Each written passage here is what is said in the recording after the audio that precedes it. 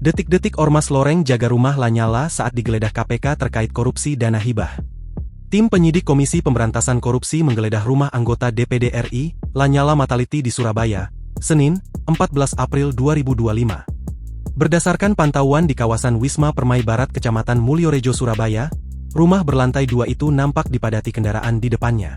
Nampak juga sejumlah anggota Ormas berbaju loreng oranye menjaga beberapa sudut rumah. Juru bicara KPK, Tessa Mahardika Sugiarto menyebut saat ini tim KPK memang sedang melakukan kegiatan pemeriksaan di Surabaya terkait korupsi dana hibah.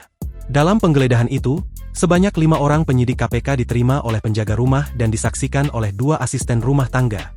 Benar, penyidik melakukan kegiatan penggeledahan di kota Surabaya, terkait penyidikan perkara dana hibah Pokmas Jatim, kata Tessa, Senin, 14 April 2025. Namun, Tessa belum merinci hasil penggeledahan di rumah Ketua DPD periode 2019 hingga 2024 itu.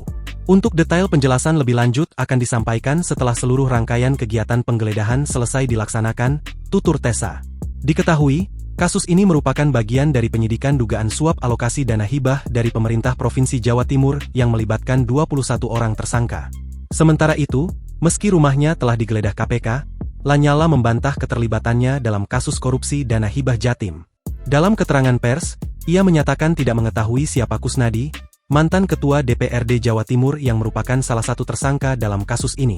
Ia menegaskan bahwa dirinya bukan penerima hibah atau bagian dari kelompok masyarakat yang terlibat dalam kasus tersebut. Ia menjelaskan bahwa surat berita acara hasil penggeledahan menyatakan dengan jelas bahwa tidak ditemukan barang, uang, atau dokumen yang terkait dengan penyidikan. Meski demikian, ia merasa heran mengapa rumahnya dijadikan objek penggeledahan dalam perkara yang tidak ada kaitannya dengan dirinya. Lanyala juga menunggu penjelasan lebih lanjut dari KPK mengenai alasan penggeledahan rumahnya, dan berharap pihak KPK mengklarifikasi bahwa tidak ditemukan bukti apapun yang mengaitkan dirinya dengan kasus korupsi dana hibah Jatim.